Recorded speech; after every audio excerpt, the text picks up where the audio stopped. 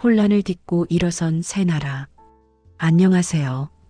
지난 시간에는 우리 민족의 뿌리인 고조선이 사라지고 그 자리에 부여와 사만이라는 새로운 싹이 트는 과정을 이야기했었지요. 오늘은 그 싹들이 자라나서 거대한 나무가 되는 시기, 바로 삼국시대의 문을 열어보려 합니다. 고구려, 백제, 신라. 이름만 들어도 가슴이 뛰는 이 새 나라는 하루아침에 뚝딱 만들어진 것이 아닙니다. 수많은 시련과 모험, 그리고 하늘이 도운 기적 같은 이야기들이 숨어 있습니다. 특히 오늘은 만주 벌판을 호령했던 고구려의 시조, 주몽의 이야기부터 시작해 한강의 기적을 일군 백제, 그리고 천년 왕국 신라의 탄생까지 찬찬히 살펴보겠습니다. 편안하게 옛날 이야기를 듣는 마음으로 함께 해주세요. 1. 고구려 활을 쏘아 태양을 떨어뜨린 영웅, 주몽. 삼국 중 가장 먼저 이야기를 꺼낼 나라는 역시 우리 민족의 기상을 상징하는 북쪽의 강자 고구려입니다. 고구려를 세운 분은 다들 잘 아시는 주몽입니다. 그런데 주몽이 나라를 세우기까지 겪었던 고생은 정말 이루 말할 수가 없습니다. 알에서 태어난 아이, 미운 오리 새끼가 되다. 이야기는 북쪽 나라 부여에서 시작됩니다.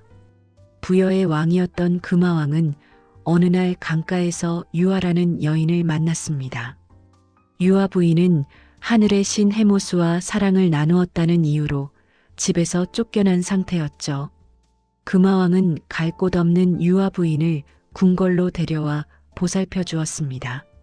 그런데 참으로 기이한 일이 일어났습니다. 방 안에 있는 유아 부인에게 햇빛이 끈질기게 따라와 비추는 것이었습니다. 부인이 몸을 피해도 햇살은 계속해서 그녀의 배를 비추었고 얼마 후 유아 부인은 아이를 낳았습니다.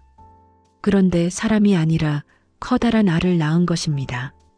금화왕은 사람이 알을 낳다니 이것은 불길한 징조다라며 그 알을 마구간에 던져버리라고 명령했습니다.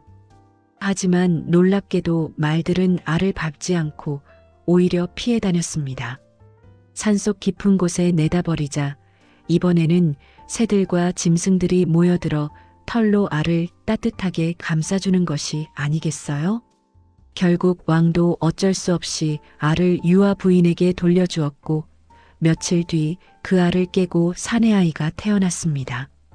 이 아이가 바로 주몽입니다. 주몽은 태어날 때부터 남달랐습니다. 골격이 튼튼하고 눈빛이 예사롭지 않았죠. 7살이 되었을 때 스스로 활과 화살을 만들어 쏘았는데 쏘는 족족 100~800중이었습니다.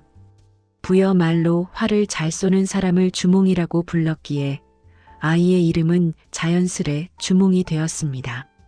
대소 왕자의 질투와 탈출, 주몽이 뛰어날수록 불안해하는 사람들이 있었습니다. 바로 금화왕의 맏아들인 대소 왕자와 7 형제들이었습니다. 대소는 항상 왕에게 속삭였습니다. 아버님, 주몽은 사람의 자식이 아닙니다.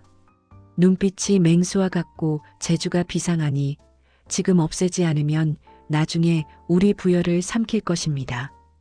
생명의 위협을 느낀 주몽의 어머니 유아 부인은 아들을 불렀습니다. 아들아, 이곳은 내가 있을 곳이 아니다. 너의 재주라면 어디 가서든 나라를 세울 수 있을 것이다. 썩 도망가서 큰 뜻을 펼쳐라. 어머니의 눈물 어린 당부를 들은 주몽은 자신을 따르는 친구 3명, 오이인 말이 협보와 함께 부여를 탈출했습니다. 1. 엄니대수의 기적나는 하백의 손자다. 주몽 일행이 말을 달려 남쪽으로 도망치는데 큰 위기가 닥쳤습니다. 뒤에서는 대소 왕자의 군사들이 흙먼지를 일으키며 쫓아오고 앞에는 시퍼런 강물이 앞길을 가로막고 있었던 것입니다. 이 강이 바로 엄니대수입니다. 배도 없고 다리도 없는 절체절명의 순간이었습니다. 주몽은 하늘을 향해 채찍을 들고 외쳤습니다. 나는 천재하늘의 신의 손자요. 하백강의 신의 외손자다. 지금 적들이 뒤를 쫓는데 앞에는 강이 가로막고 있으니 이를 어찌하면 좋단 말이냐. 그러자 정말 기적 같은 일이 벌어졌습니다. 강물 속에서 자라와 물고기 수천 마리가 수면 위로 떠올라 다리를 만들어준 것입니다. 주몽과 친구들이 그 등을 밟고 무사히 강을 건너자마자 물고기들은 다시 물속으로 흩어졌고 뒤따르던 부여의 군사들은 강을 건너지 못하고 발만 동동 구를 수밖에 없었습니다. 고구려의 건국 졸본에서 시작된 신화. 무사히 강을 건넌 주몽은 졸본이라는 땅에 도착했습니다. 그곳은 토지가 비옥하고 산세가 험해 적을 막기에 아주 좋은 곳이었습니다. 기원전 37년 주몽은 이곳에 나라를 세우고 이름을 고구려라고 지었습니다. 자신의 성도 고씨로 삼았는데 이는 가장 높은 곳에서 빛나는 태양과 같은 나라를 만들겠다는 의지였습니다. 주몽은 비록 부여에서 쫓겨난 몸이었지만 좌절하지 않고 자신의 운명을 스스로 개척했습니다. 주변의 작은 나라들을 하나둘씩 복속시키며 힘을 키웠고 훗날 그의 후손인 광개토대왕과 장수왕대에 이르러서는 만주 벌판을 호령하는 거대한 제국을 건설하게 됩니다. 고구려의 역사는 바로 이 도전과 극복의 정신에서 시작된 것입니다. 이 백제 어머니의 지혜와 형제의 눈물로 세운 나라.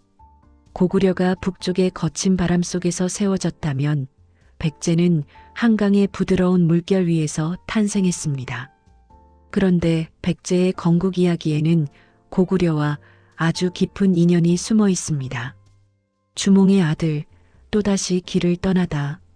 주몽이 고구려를 세우고 왕이 되었을 때 부여에 두고 왔던 첫째 아들 유리가 아버지를 찾아왔습니다. 주몽은 기뻐하며 유리를 태자로 삼았습니다. 하지만 이 일로 인해 난처해진 사람들이 있었습니다. 바로 주몽을 도와 고구려를 세우는데 큰 공을 세웠던 부인 소선호와 그녀의 두 아들 비류와 온조였습니다. 자신들의 자리가 좁아졌음을 직감한 비류와 온조는 어머니 소선호와 함께 고구려를 떠나기로 결심합니다. 주몽처럼 그들도 새로운 땅에서 자신의 운명을 개척하고자 한 것이죠. 수많은 백성들이 그들을 따랐는데 이는 소선호와 두 왕자의 덕망이 얼마나 높았는지를 보여줍니다. 형제의 엇갈린 선택 위례성 대 미추홀. 남쪽으로 내려온 형제는 한강 유역에 도착했습니다. 그들은 지금의 서울 북한산으로 추정되는 부하악이라는 산에 올라 살만한 땅을 살펴보았습니다. 동생 온조는 한강 남쪽의 땅을 가리키며 말했습니다. 형님, 저곳을 보십시오. 북쪽에는 강이 흐르고 땅이 기름지니 백성들이 농사짓고 편안하게 살기에 아주 좋습니다. 함께 온 신하들도 모두 온조의 말에 동의했습니다. 이곳이 바로 지금의 서울 송파구 일대인 위례성입니다. 하지만 형 비류의 생각은 달랐습니다. 아니다. 나라가 강해지려면 바다와 가까워야 해. 나는 소금도 얻을 수 있고 배를 타기 좋은 바닷가로 가겠다. 비류는 신하들의 만류에도 불구하고 백성들을 이끌고 미추홀, 지금의 인천 지역으로 떠났습니다. 10제에서 100제로. 결과는 어떻게 되었을까요? 온조가 자리 잡은 위례성은 농사가 잘 되어 날로 번영했지만 비류가 간 미추홀은 땅이 습하고 물이 짜서 사람이 살기에 너무 힘들었습니다. 자신의 선택을 후회하던 비류는 그만 병을 얻어 세상을 떠나고 말았습니다. 3. 비류를 따르던 백성들은 모두 온조에게 돌아왔습니다. 온조는 그들을 따뜻하게 맞아주었고 처음에는 10명의 신하가 도왔다 하여 10제라 불렀던 나라. 이름을 모든 백성이 즐거이 따른다는 뜻을 담아 100제로 고쳤습니다. 이렇게 100제는 형제의 아픔과 어머니의 결단을 딛고 한반도의 중심 한강에서 찬란한 문화를 꽃 피우기 시작했습니다. 3. 신라 우물가에서 시작된 천년의 전설. 마지막으로 동쪽 끝 경주로 가보겠습니다. 신라의 건국 이야기는 고구려나 백제처럼 싸우거나 경쟁하는 이야기가 아닙니다. 오히려 마을 사람들이 마음을 모아 왕을 모셔오는 아주 평화롭고 신비로운 이야기입니다. 6마을과 흰말의 울음소리. 옛날 경주 지역에는 6개의 마을이 있었고 각 마을에는 촌장들이 있었습니다. 이들은 왕이 없어 나라의 질서가 잡히지 않는 것을 늘 걱정했습니다. 우리에게도 덕이 있는 임금님이 계셔서 백성들을 이끌어 주신다면 얼마나 좋겠습니까? 그러던 어느 날 촌장들이 모여 회의를 하다가 양산 기슭에 있는 나정이라는 우물가를 바라보았는데 웬 신비로운 기운이 서려 있었습니다. 가까이 가보니 눈부시게 하얀 말 한 마리가 우물을 향해 넙죽절을 하고 있는 것이 아니겠습니까? 사람들이 다가가자 말은 길게 울음소리를 남기고 하늘로 날아올라가 버렸습니다. 그리고 그 자리에는 자줏빛이 감도는 커다란 알이 하나 놓여 있었습니다. 우리 조상들의 이야기에는 영웅이 알에서 태어나는 경우가 참 많습니다. 그만큼 하늘이 내린 귀한 존재라는 뜻이겠지요. 박혁거세와 아령 부인. 촌장들이 조심스럽게 알을 깨뜨리자 그 안에서 아주 잘생긴 사내아이가 나왔습니다. 아이의 몸에서는 광채가 뿜어져 나와 세상이 환해졌습니다. 사람들은 알의 모양이 박바가지와 닮았다 하여 성을 박이라 하고 세상을 밝게 비춘다는 뜻으로 이름을 혁거세라고 지었습니다. 그런데 같은 날 또 다른 기적 같은 일이 일어났습니다. 알영정이라는 또 다른 우물가에 계룡닭의 머리를 한 용이 나타나 왼쪽 갈비뼈에서 여자아이를 낳은 것입니다. 이 아이의 이름은 우물 이름을 따서 알영이라 지었습니다. 알영은 선녀처럼 아름다웠지만 한 가지 흠이 있었습니다. 입술이 달개 부리처럼 툭 튀어나와 있었던 것입니다. 하지만 동네 사람들이 아이를 데려가 냇물에 씻기자 부리가 툭 떨어지며 앵두 같은 입술이 드러났습니다. 6. 서라벌의 탄생. 하늘이 내려준 이 두 아이 혁거세와 아령은 무럭무럭 자라 13살이 되던 해에 혼인을 하였습니다. 6마을의 촌장들은 박혁거세를 임금으로 추대했고 아령을 왕비로 모셨습니다. 사람들은 이 두 분을 2명의 성인이라 부르며 칭송했습니다. 박혁거세는 나라의 이름을 서라벌이라 지었습니다.